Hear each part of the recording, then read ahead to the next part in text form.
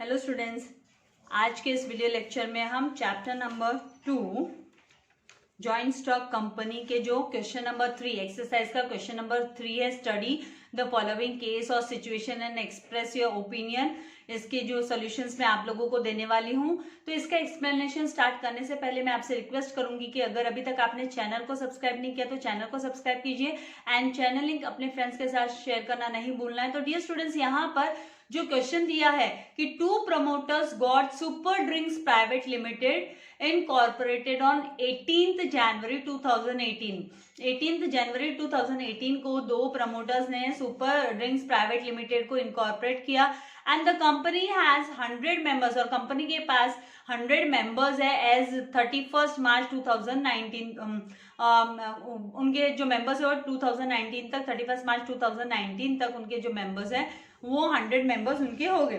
तो यहाँ पर आपसे पूछा गया कि what is the number of members in members of this company can have. ये ऐसी वाली जो कंपनी है उसकी कितने टोटल नंबर ऑफ मेंबर्स हो सकते हैं, आपको वो बताना है कितने मेंबर्स हैं यहाँ पे, क्योंकि मैक्सिमम लिमिट दी हुई है ना, प्राइवेट लिमिटेड कंपनीज की लिमिट दी हुई है, मैक्सिमम लिमिट कितनी है। तो यहाँ पर कंपनी का ऑलरेडी 31 मार्च 2019 तक 100 मेंबर्स हो चुके हैं।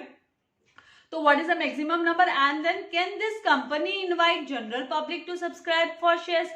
क्या कंपनी जनरल पब्लिक को सब्सक्राइब करने के लिए इनविटेशन दे सकती है क्या, आपको ये बताना है। फिर can the share holders of the company sell its shares to outsiders. जो शेयर होल्डर्स है कंपनी के वो अपने शेयर्स होल्डिंग को, मतलब वो अपने शेयर्स है ना आउटसाइडर्स को बेच सकते हैं क्या। जिन शेयर होल्डर्स कौन होते हैं, जैसे हमको पता है कि जो है ना कंपनी के शेयर्स परचेस करता है वो शेयर होल्डर हुआ।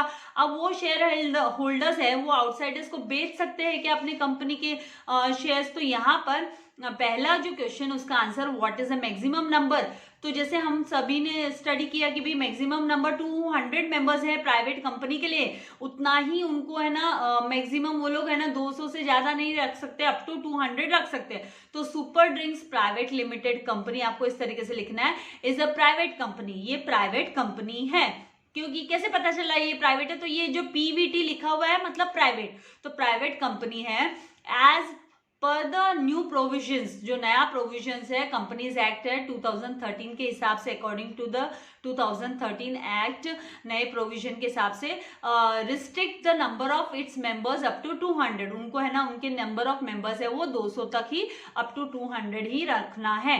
Then can this company invite general public to subscribe for shares. तो super drinks private limited company is a private company, ये प्राइवेट कंपनी है और जैसे कि प्राइवेट कंपनी है इसीलिए वो लोग जनरल पब्लिक को है ना इनविटेशन नहीं दे सकते हैं सब्सक्राइब करने के लिए शेयर्स को, शेयर्स खरीदने के लिए जनरल पब्लिक को वो लोग इनविटेशन नहीं दे सकते हैं। तो हमको लिखना है कि super drinks private limited company is a private company, thus this company can not invite general public to subscribe for shares, shares को सब्सक्राइब करने के लिए। नाउ नेक्स्ट यहाँ पर क्वेश्चन है कि can the share holders of the company sell it shares to outsiders.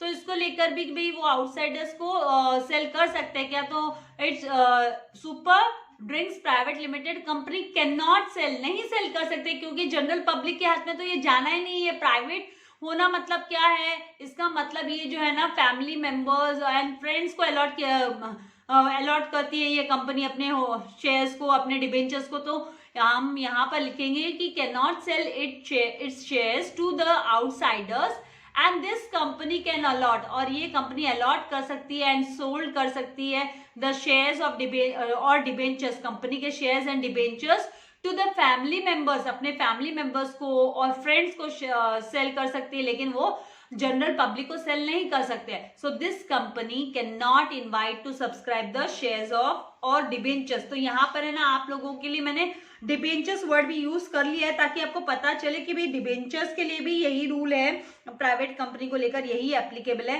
And इसके लिए भी शेयर्स के लिए भी सेम रूल एप्लीकेबल है।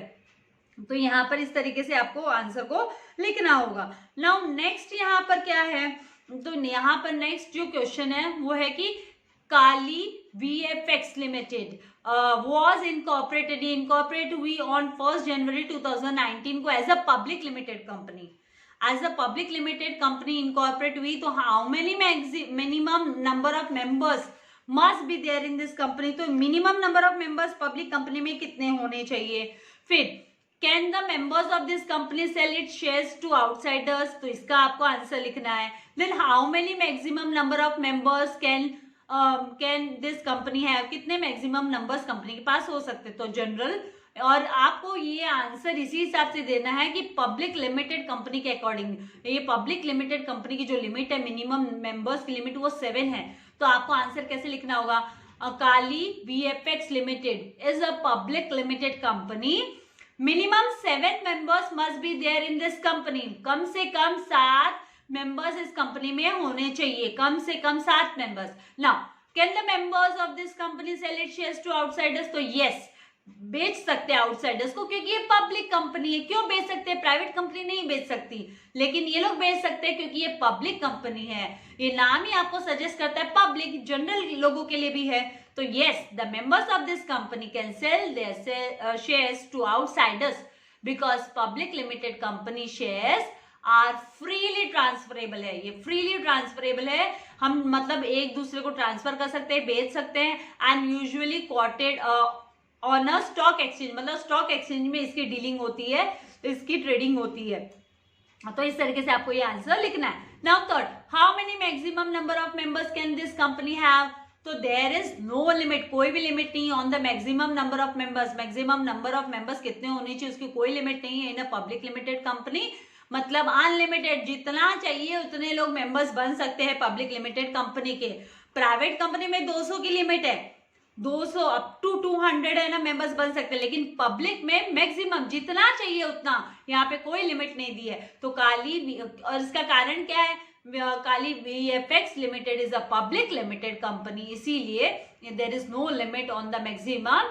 यहाँ पर एज वर्ड ऐड कर लेना आपको, public limited company as Kali VFX limited is a public company, so उनको है ना कोई लिमिट नहीं है, कितने भी लोग मेंबर्स बन सकते हैं कंपनी में।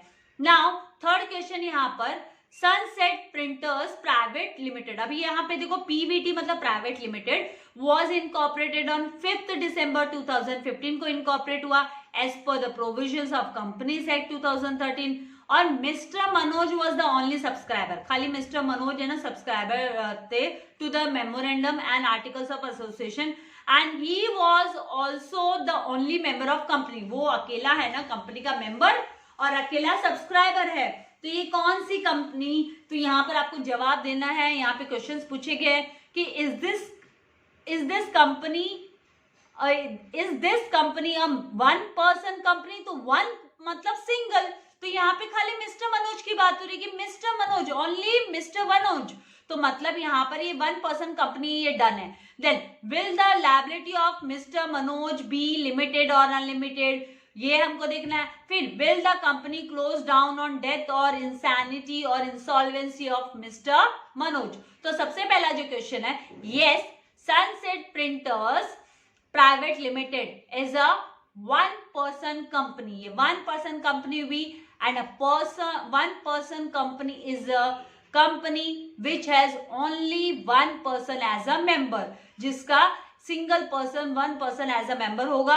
And Sunset Printers Private Limited was incorporated on 5th December 2015 as per the provisions of Companies Act 2013, and Mr. Manoj was only the member of the company, hence Sunset Printers Private Limited is a 1 person company। तो पहले आपको बताना होगा कि भाई 1 person company क्या होती है, उसके अकॉर्डिंगली फिर आपको ये आंसर लिखना है। तो इज दिस आया, तो yes. Now will the liability of mister Manoj be limited और अनलिमिटेड, तो द कॉन्सेप्ट है जो ये नया कॉन्सेप्ट है, रिसेंटली स्टार्ट हुआ कॉन्सेप्ट है कि the concept of 1 person company was introduced through the companies act 2013 के थ्रू ये आया है 1 पर्सन कंपनी वाला concept, and it is operated by a single promoter, और इसको सिंगल प्रमोटर सिंगल सब्सक्राइबर इसको प्रमोट करता है, हु हैज लिमिटेड लायबिलिटी, और उसकी लायबिलिटीज भी लिमिटेड ही होती है, उसकी लायबिलिटीज जो होती है वो भी लिमिटेड होती है, जवाबदारी भी लिमिटेड होती है, hence mister Manoj will be limit, hence mister Manoj की जो लायबिलिटी है, mister Manoj liability will be limited. Mister Manoj liability, यहाँ पे आपको लिखना है कि मिस्टर मनोज की लायबिलिटी यहाँ पे जो टर्म आना चाहिए mister Manoj liability will be limited. Now next question यहाँ पर जो will the company close down on the death or insanity or insolvency of Mr. Manoj, तो हम आंसर लिखेंगे one person company will not close down on the death. One person company है ना, close down नहीं होती किसी की death, insanity और इंसॉल्वेंसी की वजह से, ऑफ मिस्टर अशोक के मनोज सॉरी की वजह से नहीं होगी. As per the provisions of companies act 2013 mister Manoj must have appointed his daughter, उन्होंने अपने डॉटर को या सन को या क्लोज रिलेटिव को एज अ नॉमिनी अपॉइंट किया होगा.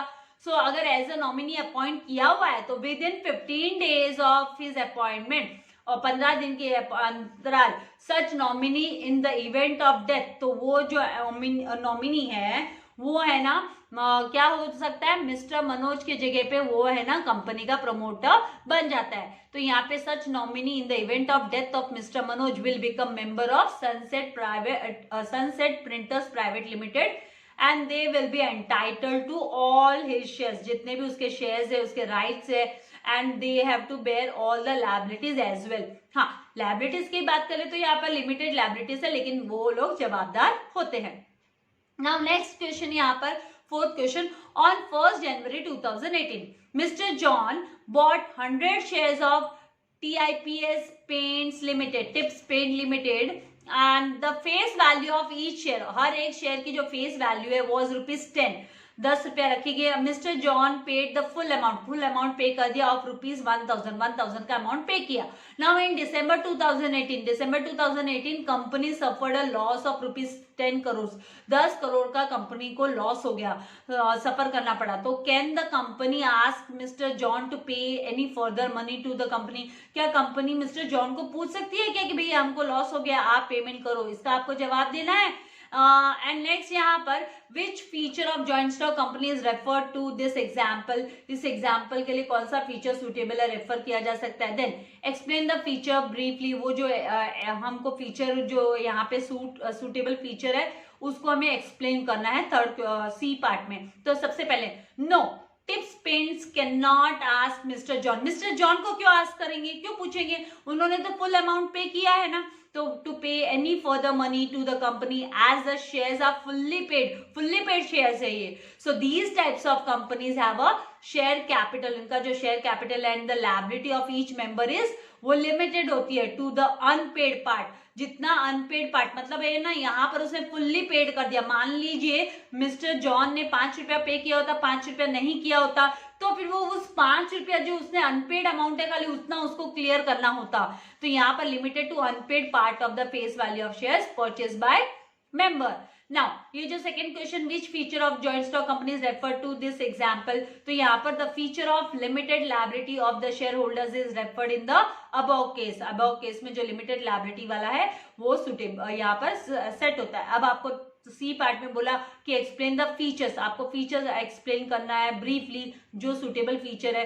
तो यहाँ पर the term liability means, liability का मतलब होता है the state of being responsible, मतलब आपकी जवाबदारी कितनी है for something specially by law जो रूल है उसके हिसाब से आप कितने जवाबदार हो. So the liability of the share holders, जो कंपनी का जो शेयर होल्डर्स होता है उनकी जो लायबिलिटीज होती है वो ज्यादा नहीं होती, वो लिमिटेड होती है, और वो भी एज पर उनके जो शेयर की फेस वैल्यू उसके हिसाब से. तो यहाँ पर the liability of share holders of joint stock company is limited and it is limited up to, ये कहां तक लिमिटेड है, तो limited up to the unpaid part जो पार्ट वो पे नहीं करता है उसी पार्ट के लिए of face value of the shares held by the share holder and the share holder is liable to pay only the unpaid amount. जितना, जैसे कि आप लोग कैसे कॉलेज में फीस नहीं भरते हो तो क्या आपसे पूरे साल की फीस वसूल करते क्या कॉलेज में कुछ प्रॉब्लम हो गई तो नहीं.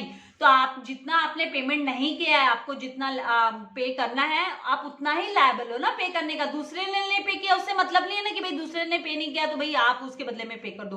तो ये चीज नहीं होती यहाँ पर. तो unpaid amount of on his shares and if any share holder, और अगर कोई भी जो रिलेटेड कंसर्न शेयर होल्डर होता है with debts and liabilities of the company, तो है ना उतना ही उसने जो अनपेड अमाउंट है उतना ही उसको पे करना है। एंड पर्सनल प्रॉपर्टी जो होती है शेयर होल्डर्स की can not be use for repayment of debts of a company, company के डेब्ट्स को रीपे करने के लिए और उनको वापस रिटर्न, उनका जो लोन डेब्ट्स मतलब जो एक तरीके से लोन हो गया जो बकाया है वो उनको पेमेंट करने के लिए कभी भी शेयर होल्डर्स की जो पर्सनल प्रॉपर्टी उस पर चार्ज नहीं होता है। शेयर होल्डर्स की पर्सनल प्रॉपर्टी पे कोई भी हाथ नहीं लगा सकता है। ये चीज है ना सोल प्रोप्राइटरशिप में होता है, सोल प्रोप्राइटर के उसमें है ना पर्सनल प्रॉपर्टी पे भी चार्ज हो जाता है जब वो है ना पेमेंट नहीं कर पाता है किसी का, लेकिन है ना जॉइंट स्टॉक कंपनी में ऐसा नहीं होता है। तो आई होप आपको ये जो कॉन्सेप्ट है वो क्लियर हो गया है। आप आराम से ये जो केस स्टडीज की क्वेश्चन है वो आराम से आप है ना आंसर दे सकते हो इनके। तो आपको अभी क्या करना है, ज्यादा से ज्यादा फ्रेंड्स के साथ है ना वीडियो को शेयर करना है एंड लाइक करना नहीं भूलना है, और सब्सक्राइब नहीं किया तो सब्सक्राइब कर जल्दी से बेल आइकॉन बटन को प्रेस करना है ताकि आपको लेटेस्ट वीडियो के नोटिफिकेशंस मिलते रहे। डोंट वरी, इसके लिए आपको कोई भी फी का पेमेंट नहीं करना है, सब्सक्राइब करने के लिए कोई भी चार्जेस आपको पे नहीं करने हैं, जस्ट आपको सब्सक्राइब कर बेल आइकन बटन पर क्लिक करना है। So stay blessed, thank you very much.